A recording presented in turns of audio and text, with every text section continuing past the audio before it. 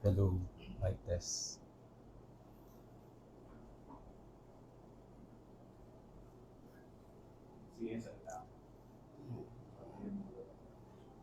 Naririnig na ako?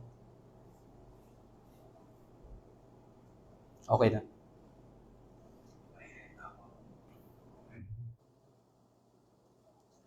Okay.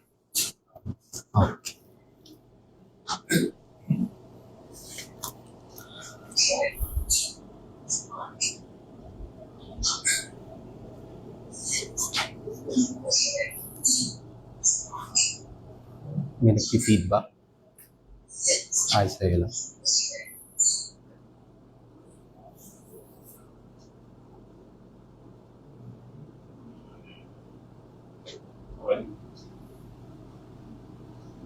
Okay. Let us open our Bible in 2 Corinthians chapter 12. And babasahin ko from verse 1 up to verse 10. 2 Corinthians chapter 12.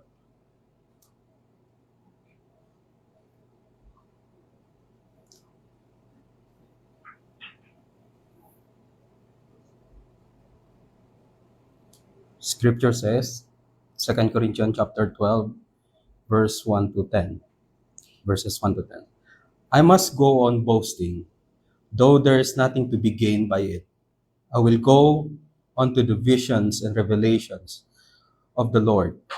I know a man in Christ who 14 years ago was caught up to the third heaven, whether in the body or out of the body, I don't know. God knows. And I know that this man was caught up into paradise, whether in the body or out of the body, I do not know. God knows. And he heard things that cannot be told, which man may not utter. On behalf of this man, I will boast, but on my own behalf, I will not boast, except of my weaknesses. Though if I should wish to boast, I would not be a fool, for I would be speaking the truth.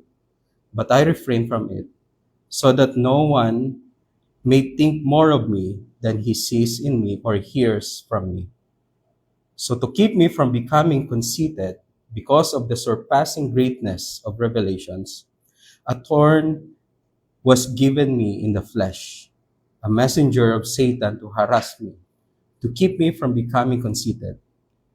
3 times I pleaded with the Lord about this, that it should leave me.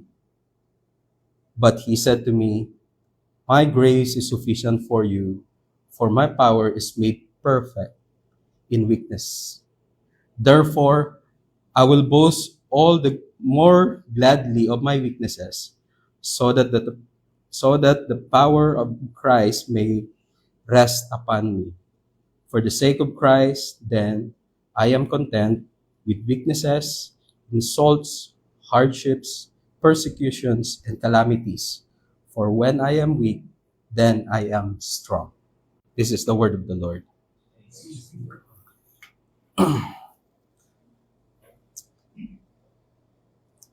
Second Corinthians, the book of Second Corinthians is one of the most personal letter of Apostle Paul. In this letter, we can see how he dealt with difficult situation, conflict, and even attacks of his apostleships from false teachers who wanted to influence Christians, the Corinthian congregation. He had a deep love for the Corinthian church, and he wrote this letter out of his strong hope that they would keep the gospel he preached to them when he founded the congregation. In this letter also, the Apostle Paul leads the church back to the right relationship with Christ. And he also strengthened their relationship with himself as their founding apostle. He demonstrates how God heals all the wounds of all his people and show his saving power in their weaknesses through the Lord Jesus Christ. Speaking of the attacks of apostleship of Paul, in this letter, Paul speaks about his credentials, especially in 2 Corinthians chapter 11. Doon siya nagsimula, doon niya inilahad and then tinatalakay ang kini-question ang kanyang pagiging apostol. He did not boast of the success of his labors, the souls that has been saved under his preaching, or the numbers of churches he planted. Rather, he mentioned the opposition he had met, the persecution encountered, and the sufferings. His sufferings and his patience endures in the midst of this trial made manifest that he is a genuine minister. So that's the background of this letter sa 2 Corinthians chapter 11, and then pagdating dito sa 2 Corinthians chapter 12. It is likely that the false teachers na mga kalaban dito ni Paul claim to have an extraordinary experience. That's why they are questioning Paul about his credentials. And probably these teachers, false teachers, are claiming they have an extraordinary experiences. So Paul felt it's necessary to tell the Corinthians that he too had a vision and revelation of the Lord. Though Paul is reluctant to boast about it, as he stated in verse 1, because there's no gain in it. Looking back at the letter doon sa ating nabasa, you will see here that how Paul answered them. Paul shows his reluctance to discuss his extraordinary spiritual experience by writing about them in third person. Notice the following. In verse 2, you will find there, I know a man. He's not saying directly about him, but he said, I know a man. In verse 3, and I know that this man, you see? Verse 4, and he, another third person. And in verse 5, on behalf of this man. Paul does everything he can to relate this experience without bringing glory to himself. Paul kept this experience so much to himself that it's likely he did not mention it to anyone for 14 years.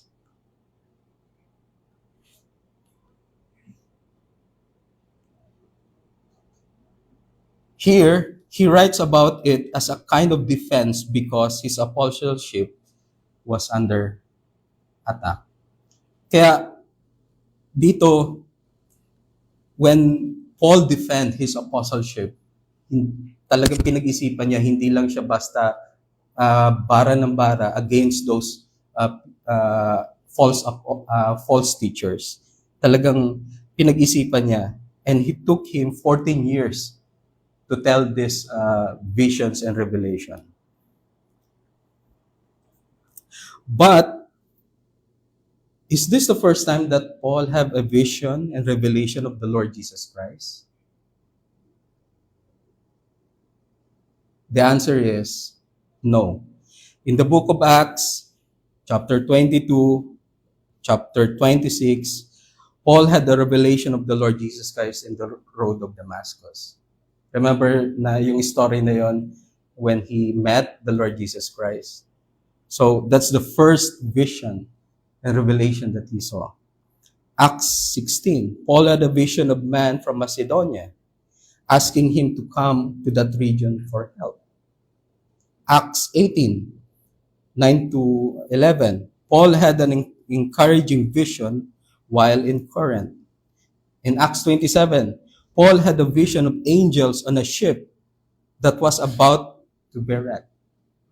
So maraming nangyari na si Paul at sinabi doon sa kwento in the book of Acts about his encounter, of his extraordinary encounter with the Lord and with heavenly beings, the angels.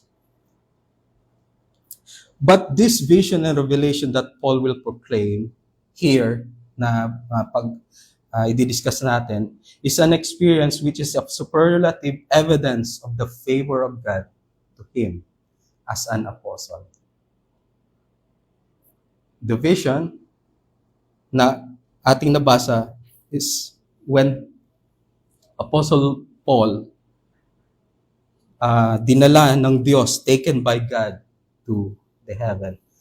There are only 3 na nabanggit na nakakita ng kaluwalhatian ng Diyos sa kanyang kalangitan.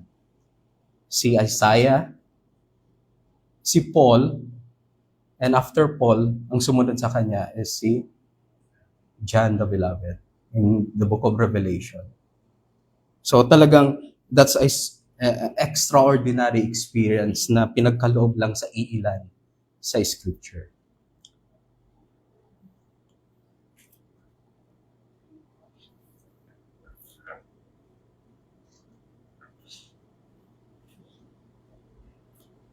Sabi niya, I know a man in Christ who is 14 years ago caught up to the 3rd heaven, whether in the body or out of the body. The 3rd heaven does not suggest here a different levels of heaven. Yan din ang akala ko nun. Although some commentators suggest that ancient Jewish rabbis believe it. But instead, Paul is using a terminology common in that day, which refers to the blue sky as a first heaven, the starry sky where the stars are, the second heaven, and then the place where God lived in reign, that's the 3rd heaven. In Vine's dictionary, yung Greek na ginamit sa word na heaven is Uranus, which means the eternal dwelling place of God, eternal dwelling place of God. Paul had a vision of experience of the throne of God just as Isaiah, as I said. Nung sinabi sa Isaiah chapter 6, verse 1, sabi doon, in the year that King Uzziah died, I saw the Lord sitting upon a throne, high and lifted up, in train of his robe filled the temple.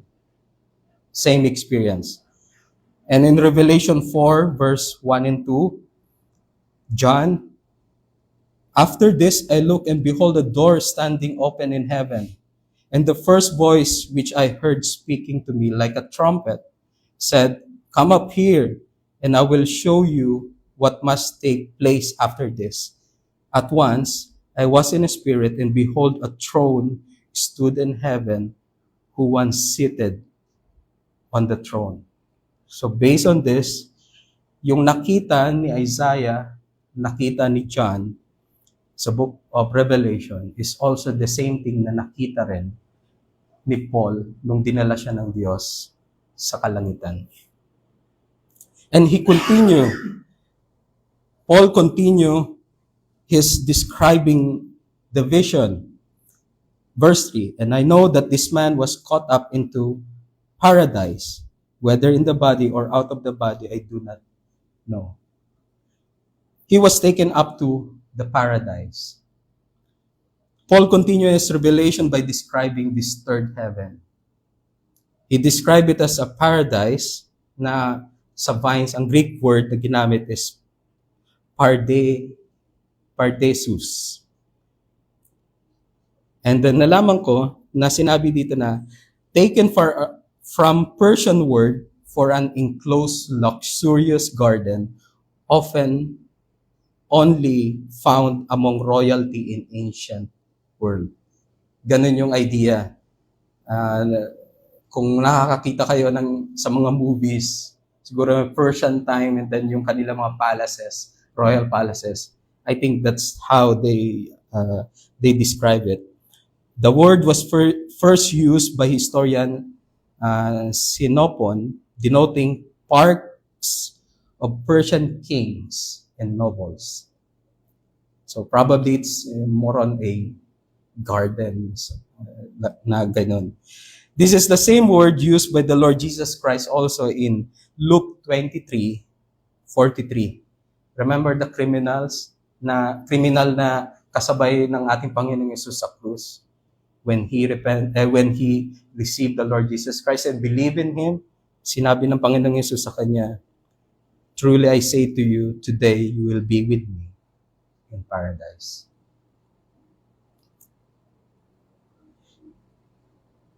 And we continue sa verse 4, sinabi rin ni Paul, "And he heard things that he cannot be told, which man may not utter." Paul refused to talk about it. Mayroon siya mga narinig na hindi niya gusto ng pag-usapan pa. That's how he described and how yung kinocontain niya ang kanyang pagpapahayag or pagde-describe ng kanyang vision. Although he may be able to say all these things just to boast or just to tell it to these false apostles na gustong yung bahira na i-accuse siya na hindi siya wala siyang karapatan to be an apostle of the Lord Jesus Christ. Paul's mission is to preach Christ. That's his focus. Kaya hindi niya binibigyan ng masyadong details. And this is the contrast to the false teachers today.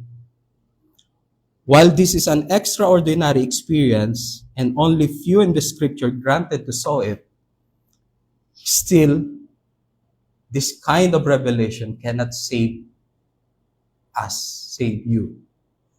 It cannot save. Remember the story of the Lord Jesus Christ about Lazarus and the rich man in Luke 16? The rich man begged Abraham, and then sinabi nung rich man kay Abraham, "Father, send him, Lazarus, to my father's house. For I have 5 brothers, so that he, Lazarus, may warn them, lest they also come into this place of torment." But what Abraham said to him, "They have Moses and prophets. Let them hear them." The same as Paul here, he wanted to proclaim the Lord Jesus Christ in his gospel. The law of Moses and prophets spoke about the Lord Jesus Christ himself. Let them hear it, and hopefully by the grace of God, be saved. Yun yung mission ni Paul from the very beginning when sinabihan siya ng ating Panginoon that he will be an apostle for the Gentile. Kalakip noon ay ang kapahayagan ng Ebanghelyo. At doon siya nakapokus. And even though that he has this vision, that's not the most important thing for him. The most important thing to him is to preach the gospel. Paul's experience in what he saw in third heaven, though limited in information, is so different from those who call visions of heaven today. Remember yung video na pinadala ni Brad Ed regarding dun sa binuboast siya na dinala daw siya ng Diyos sa kalangitan. Pagdating ng oras, nagdanakaw pa siya ng libro na nakita niya. So, napaka-different ng how they are explaining the vision. He did everything he could in relating the vision to take the focus out of himself. I can boast, Paul said, but walang gain in boasting all these things. In verse 5 and 6, on behalf of this man, I will boast. See, may contrast dito. With all this revelation, on behalf of this man, I will boast. But on my behalf, I will not boast, except of my weaknesses. Though if I should wish to boast, I would not be a fool, for I would be speaking the truth. But I refrain from it, so that no one may think more of me than he sees me in me or hears from me. Contrast between him and the false teachers. On behalf of this man, I will boast. maybe this might be the stand of the false teachers. They will boast if they receive this kind of revelation. But for him, he will not. What he gonna boast or what he gonna yung i-glorify on my own behalf, I will not boast except of my weaknesses. Paul stand on this. Kaya Paul refused to brag about his vision, though he would be telling the truth. If he did boast about it, he wanted the Corinthians to see the glory of the Lord Jesus Christ expressed in his weaknesses. Hinanap ko ang Greek word ng boast. Ang Greek word ng boast is kauchaimai. Kakaumai. Yan pala yun. Kakaumai. Yung, sabi ni Brad Ten, yung word na may, the kakaumai means glory. And because my word doon na may, M-A-I, it means a continuous. So, therefore, by context, ang ibig sabihin ni Paul ng boast is continually glorifying the Lord Jesus Christ. In the context, in express in his weaknesses. Kaya, in my, sa aking sermon, I have 3 points that how God in this story is glorified. Number 1, God is glorified when we exercise our faith in humility. Verse 7, puntahan niyo yung verse 7. Sinabi doon, so to keep me from becoming conceited because of the surpassing greatness of revelations, a thorn was given me in the flesh, a messenger of Satan to harass me, to keep me from becoming conceited. The first thing I notice is yung word na to keep me from becoming conceited. Anyway, conceited means, ang ibang ginamit na sa ESV and NIV, they're the same, conceited. Ang ibig sabihin na conceited is excessively proud of himself.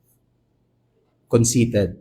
But sa King James Version na ginamit nila is exalted above measure.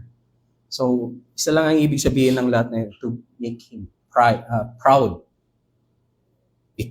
Proud, excessively proud. So, ang napansin ko dito sa verse 7 is, yung unang sentence, yung praise na to keep me from becoming conceited, ay inulit doon sa last sentence. Pansin nyo? Para siyang nakakulong. Ganun ka-importante yung statement na yun. So to keep me from becoming conceited, and then sa last part is to keep me also from becoming conceited. God gave him a thorn in a flesh and a messenger of Satan. Unang note ko dito is that Paul is also subjected to pride.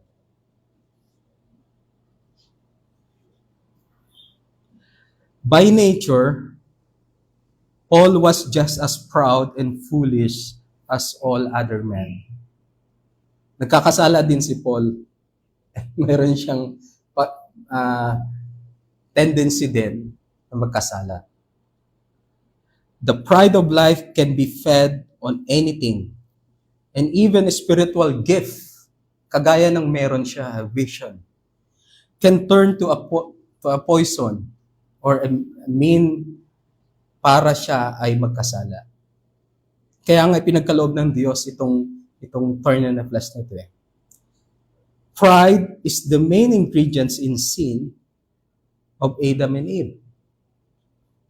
They aspired to be, Adam and Eve when they fall, they aspire to be as God also. There is pride in every sin since the fall of man. Na mana na ng bawat isa sa atin na ang simula ng fall of man, nandun yung seed of that pride. And God knows also, ang situation ni Paul, he is also subjected to pride. But God gave him grace. So to keep him from becoming conceited, God gave him a thorn in the flesh, a messenger of Satan. What is that thorn na tinutukoy dito? Thorns come from the Greek word skolos. Na ang language doon is, thorn in flesh language indicates that it was a physical, painful, or humiliating.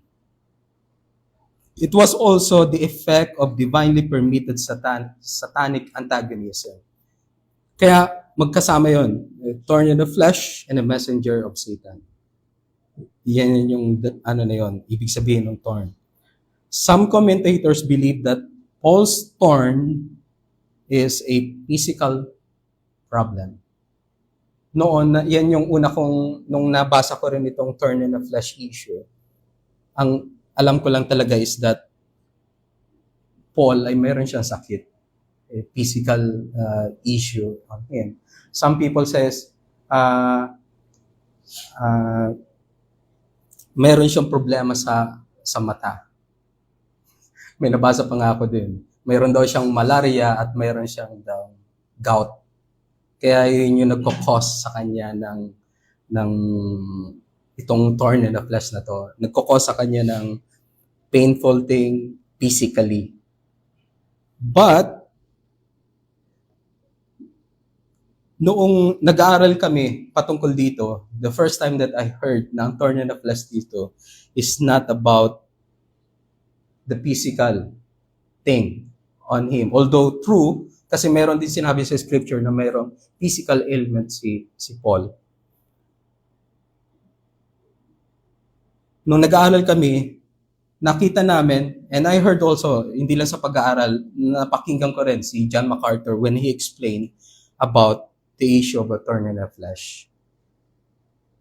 Na he provided 4 convincing argument na ang thorn in the flesh dito is not a physical ailment, but rather his antagonist. Yung mga tao na nagpuput him down, yung mga false teachers. So, grace to you, library, nag-research ako, he provided 4 convincing arguments supporting this thorn in the flesh as Paul's antagonist. Number 1, as a demonic messenger of Satan, sent to torment him by using a deceiver to seduce the Corinthian into rebellion against Paul. So there are 4 arguments na sinusupport nila that this thorn is or the antagonist of Paul. Number 1, the word messenger means angelos in Greek, refers to angels. So an angel sent from Satan and would be a demon, and yun yung nag-influence doon sa mga false teachers. And we know it also that the false teachers are ano tawag diyan? Sila na-impluwensyahan sila to do na hindi tamang bagay. So, ibig sabihin, this is not a physical issue, but rather someone. So, alam natin na sa verse, sa mga sa letters from Corinthian, mayroon siyang mga antagonist, mga kalaban within the church na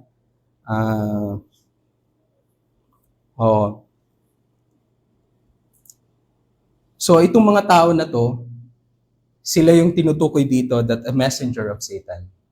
Number 2, The verb torment always refers to harsh treatment from someone.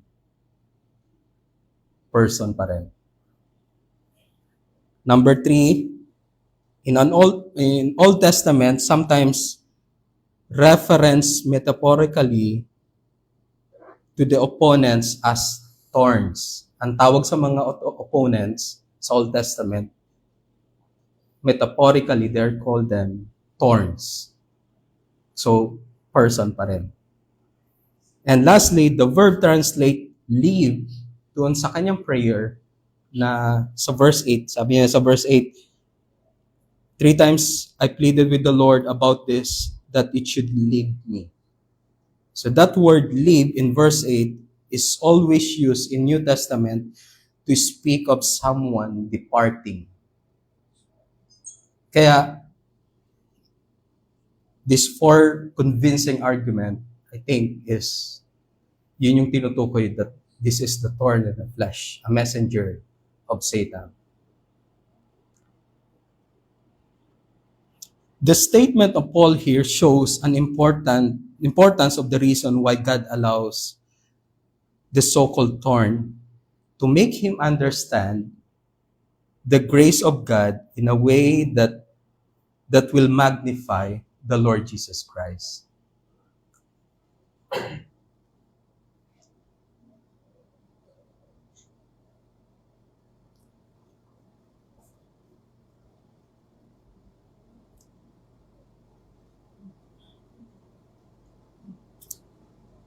Verse 7. Okay, thorn in the flesh. So yun yung pinaka main intention dito, that God gave him this in a way that he will be able to magnify the Lord Jesus Christ. The word here, the word was given, kasi di ba sinabi ni Paul, a thorn was given in me in flesh. The word or the praise was given. It means that Paul believes that his great trials to be a gift from God.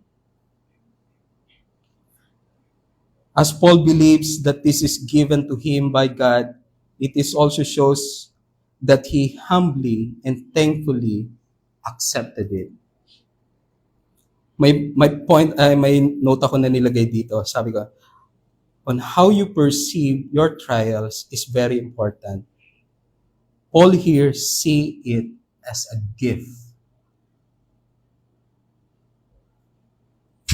Kung ang isang trials or ang isang situation, like for example ito, a thorn in the flesh that causing him trouble, he sees it as a gift. The way you perceive it, magkakaroon dito ng effect on how you will see this, you act on this one. Because he understands that this is a gift from God, hindi siya nagrereklamo. Although may part dito that he pleads, but he understands it well na ang lahat ng bagay nito is biyaya ng Diyos. Di ba? Sinabi na niya sa verse, he understands it already. In verse 7, he said, so to keep me from becoming excessively proud of himself. So, importanteng bagay yon na ang isang situation sa buhay, kagaya ni Paul, he perceived it as a gift. Now, therefore, because it is a gift from God, he received it with humbleness and thankfulness in the Lord.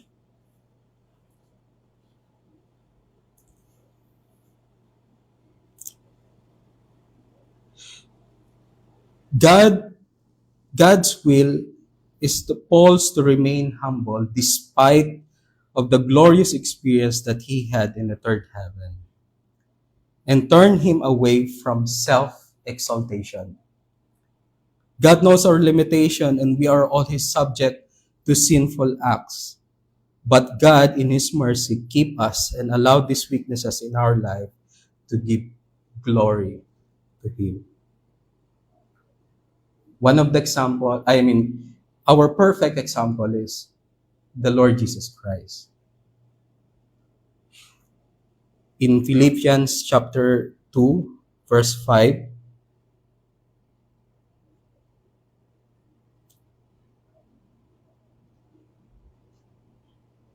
this is Paul writing to the Philippians. Have this in mind among yourselves, which is yours in Christ Jesus, who though he was in the form of God, did not count equally with God a thing to be grasped, but emptied himself by taking the form of a servant, being born in the likeness of man, and being found in human form. He humbled himself by becoming obedient to the point of death, even death on a cross. The Lord our God is glorified in humility. The Lord Jesus Christ humbled himself, shows a perfect example of humility. And we look on him also.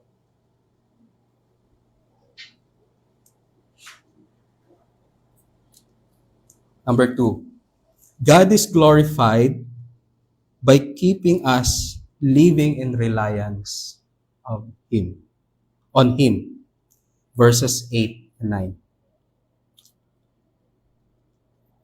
I will just go back to 2 Corinthians chapter 12, verses 8 and 9. 3 times I pleaded with the Lord about this, that it should leave me. But he said to me, my grace is sufficient for you, for my power is made perfect in weakness.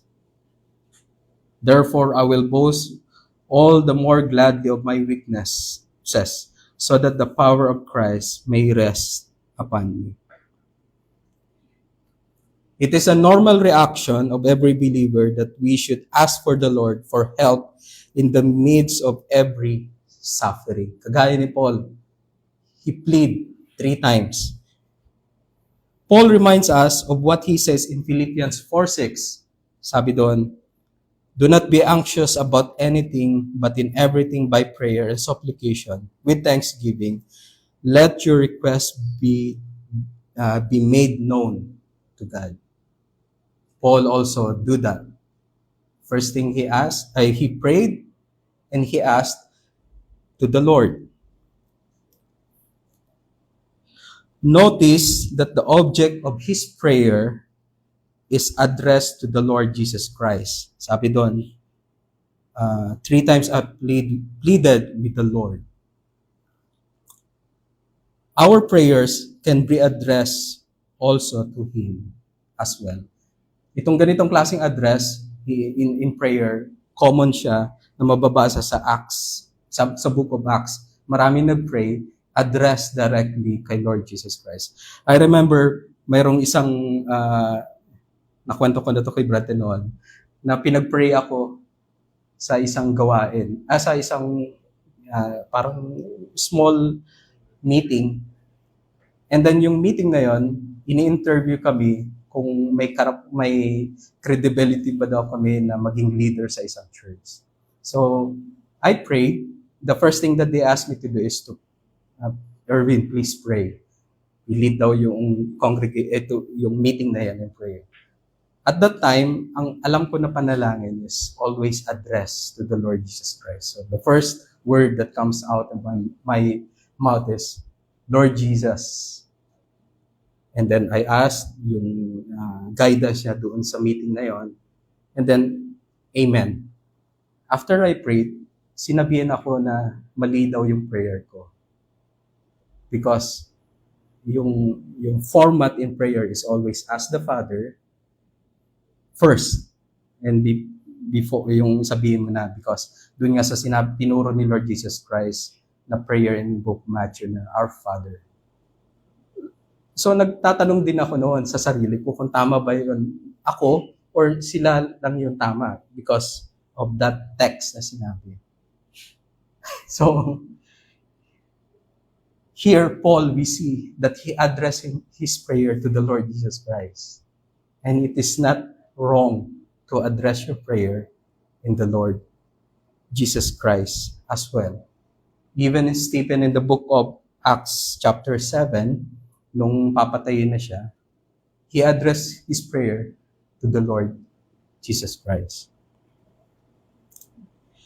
We sense here the feeling of urgency of Paul when he prayed 3 times and asking Jesus to remove it, but instead of taking away the thorn, God strengthened Paul under it, and God would show his strength through Paul's weaknesses. 3 times na dinulog ni Paul itong thorn in the flesh na to sa Diyos. The first purpose that he asked is that it should leave me. Ganun yung panalangin niya. 3 times I pleaded to the Lord that this thorn in the flesh should leave me. May nagsabi na si Paul ay walang faith because he asked the Lord 3 times. It should be asked once. Pero wala daw siyang faith, kaya ganun. That's how they interpreted it. But ang point lang dun is that he said, masisense natin yung urgency in his prayer. He wants to maalis itong thorn in the flesh na ito sa kanya. That's why he asked this 3 times. And asking 3 times is not, hindi mali. Even the Lord Jesus Christ, when he is under trouble, yung bago siya ipapako, di ba, sa Gethsemane, he asked 3 times. By these 2 texts, it seems na tunay nga na ang isang mananampalataya na kapag nasa punto siya ng nangangailangan siya ng tulong ng Diyos, makikita mo yung kanyang panalangin ay patuloy na humihingi paulit-ulit sa Diyos. Pero dito, ang prayer ni Paul was answered not in a way na gusto niya.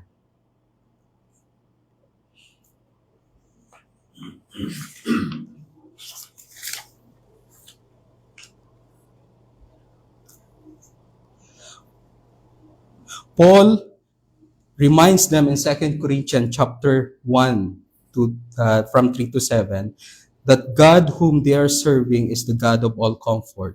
So affliction and troubles and suffering are expected to the believers. But we are assured that God through Christ, we will endure the suffering. Bago pa si Paul ay nakaranas ng ganitong klase ng thorn in the flesh, or possible na sa kasalukuyan nakakaranas siya ng ganong thorn in the flesh, he understand na ang Diyos na kanyang ipinapahayag sa kanila ay tunay nga na maaasahan. The reality is that our affliction, we don't know what to pray sometimes. Pag nandun tayo, sometimes we ask for temporal things na maalis kaagad. But God gave us eternal. We ask for deliverance, but God granted us patience. Tingnan niyo yung tulad na example dito kay Paul. He is asking that this to live, but God answered in a different way. The Lord answered in a different way. So He does not answer according to our will, but according to His own will for our welfare and profit.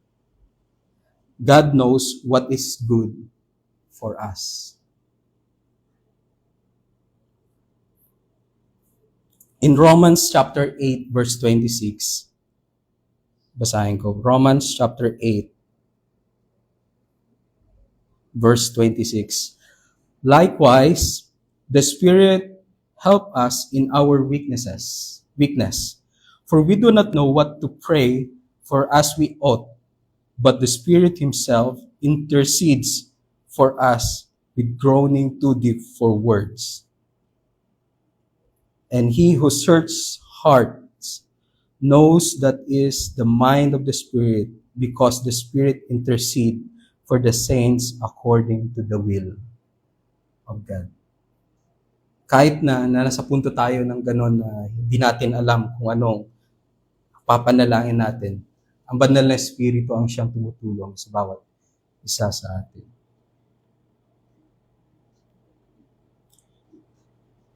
God's grace is sufficient. Note that it is a present tense here, meaning that His grace is always available. We really don't believe God's grace is sufficient until we believe that we are insufficient.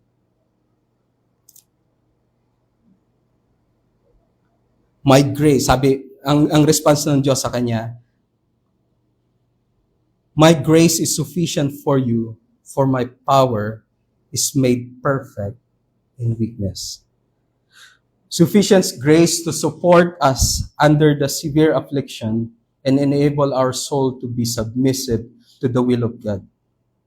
Sufficient grace to trust His wisdom and care. Yun yung grace, sufficient grace na ipinagkaloob kay Paul.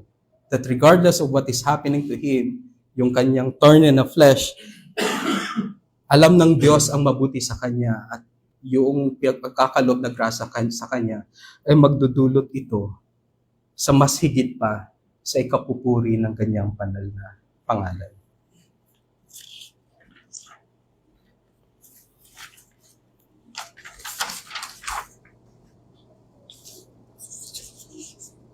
So God is glorified by keeping us living in reliance on Him. Okay. Number 3, God is glorified when Christ is magnified. Verse 9.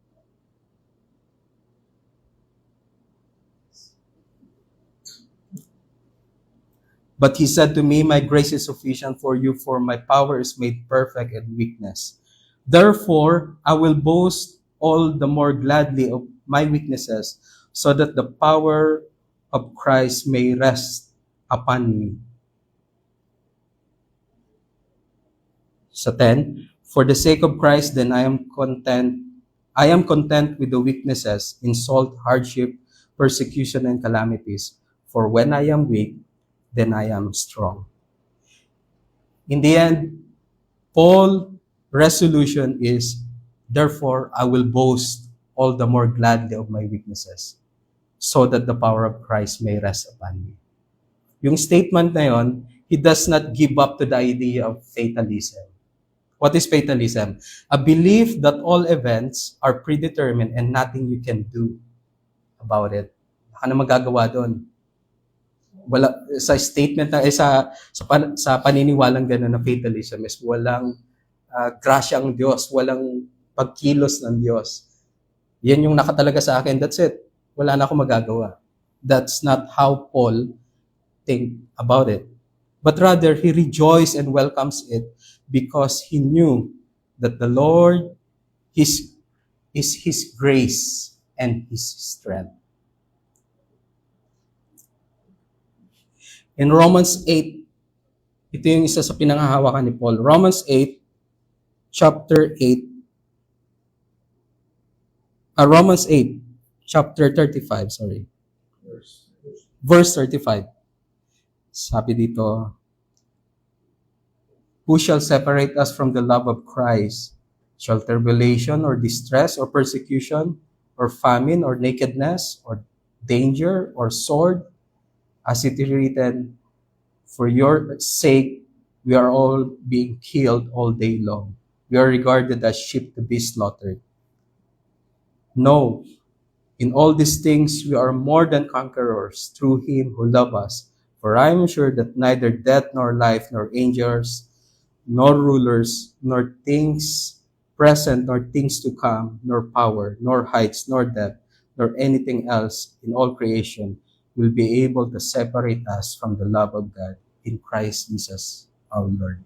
Yan yung isa sa pinangahawakan ni Paul when he have this kind of yung thorn in the flesh, suffering sa kanya. Paul knew that no one can separate us from the love of Christ.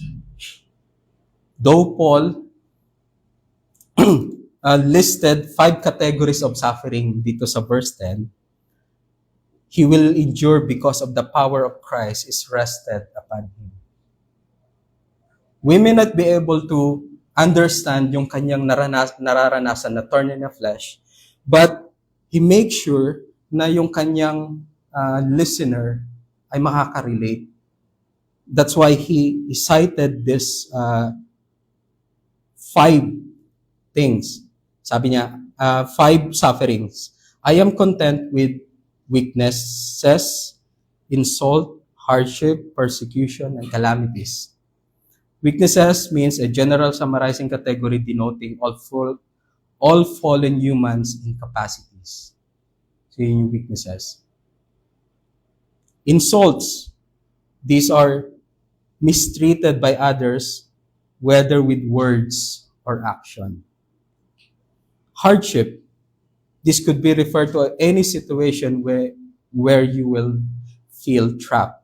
Wala ka na magagawa.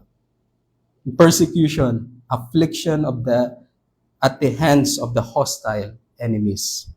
And calamities, truly overwhelming experience, devastating circumstances. Ang lahat ng ito ay naranasan ng mga mananampalataya noon.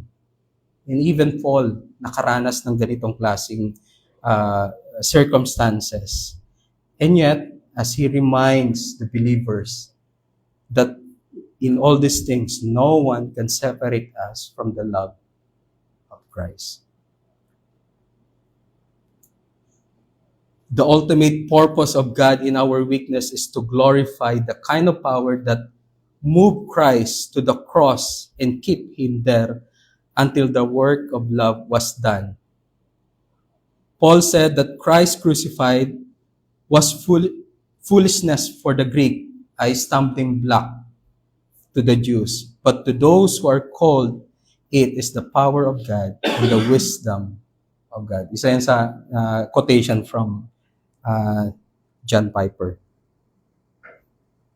So, God is glorified when Christ's power is magnified. Kaya nga, in my 2-point summary, our hope only is found in the Lord Jesus Christ.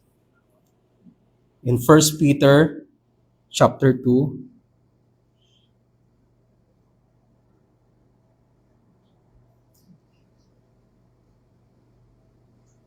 verse 20.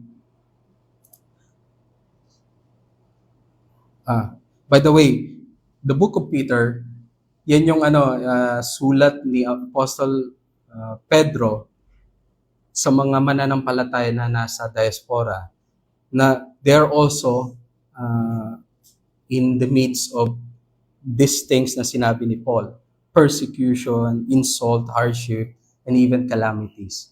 Kaya ito yung the way Peter or the Lord our God reminded them, these Christians who are suffering.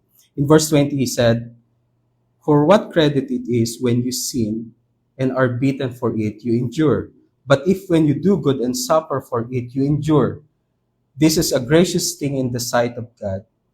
For to this you have been called, because Christ also suffered for you, leaving you an example so that you might follow in his step. He committed no sin, neither was deceit found in his mouth. When he was reviled, he did not revile in return. When he suffered, he did not threaten, but continued entrusting himself to him who judges justly. He himself bore our sin in his body on the tree, that we might die to sin and live to righteousness. By his wound you have been healed, for you were straying like sheep, but have now returned to the shepherd and overseer of our soul." Ang mananampalataya noon ay nasa isang position din ng kalalagayan ni Paul that they are under persecution. Subalit ang kanilang hope is found in the Lord Jesus Christ alone. The Lord our God is our hope. Siya ay nakaranas din ng sufferings. Ultimate suffering, you can find it with the Lord Jesus Christ. But, base dito sa sinabi, hindi nagkasala ang ating Panginoong Hesus. He endured the suffering and yet he did not sin. And he was reviled, pero he did not reviled in return. Ano ang kanyang ginawa? But our Lord Jesus Christ entrusted himself to him who judges justly. Nilatag niya, he obeyed the Father unto death. Ang ating Panginoong Hesus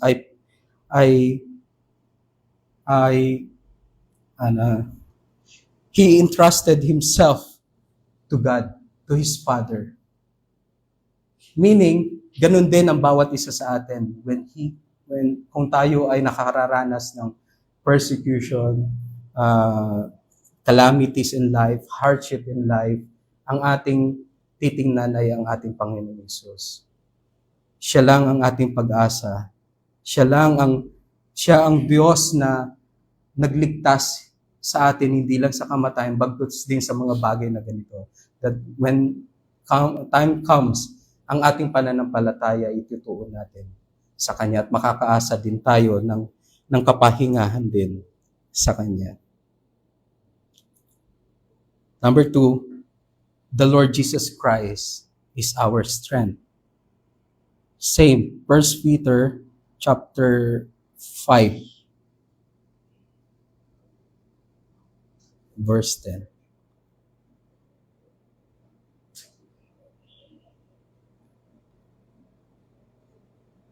And after you have suffered a little while, the God of all grace, who has called you to this eternal glory in Christ, will himself restore, confirm, strengthen, and establish you. To him be the dominion forever and ever. Amen. If the Lord Jesus Christ has saved you through the death, manifesting all His divine power in His own human weaknesses unto death, do you think He can be your power in your suffering? Sabi dito, all these things, the sufferings that we have is only a little while if you are going to compare it to eternity that is waiting for us. Soon, our God of all grace will restore you, will give you strength, and establish you. Siya ang ating tayo ay dumudulog sa ating Diyos, sa Kanyang anak, ang ating Panginoong Hesus. Because in Him, makakaasa tayo ng grasya sa Kanya. Like Paul, itong ating binasa, he understand that yung weakness na meron siya is a mean for him to proclaim and to proclaim that the Lord Jesus Christ na kanyang sinasampalatayanan is strong in Him. Merong kanya-kanyang okay. By the way, yung weaknesses dito, it doesn't mean, let me clarify one thing. The weaknesses here is not, hindi lang yung ibig sabihin dito na weaknesses in a sense na physical na mayroon kang weakness. Or weakness in a sense na, halimbawa may problema ka sa pambababae or being adult, that's my weakness. No. Ang weaknesses na tinuturo dito is about that will lead you to know the Lord Jesus Christ. With all this insult, hardship, persecution, and calamities, all these things that is happening to every believer will lead us to glorify the Lord our God. So, let's trust the Lord, hope unto Him, that may the Lord our God continue to bless us sa mga na sabihin din natin tulad ni Paul, that when I am weak, then I am strong in Him. Let us pray. Ama naming banal, sumainyo ang aming pasasalamat at papuri that kayo nawa ang siyang patuloy na magkaloob ng kaliwanawagan sa aming kaisipan, na sa aming napakinggang ito ay magdulot nawa ito ng grasya sa amin, na patuloy po namin kayong makilala sa buhay ng bawat isa sa amin. May your name be glorified in our midst. May your name be glorified in the midst of our suffering, na makita din po namin that when we are weak, we see that you are our God who make us strong, because you are our God whom we put our faith. In Jesus' mighty name, amen.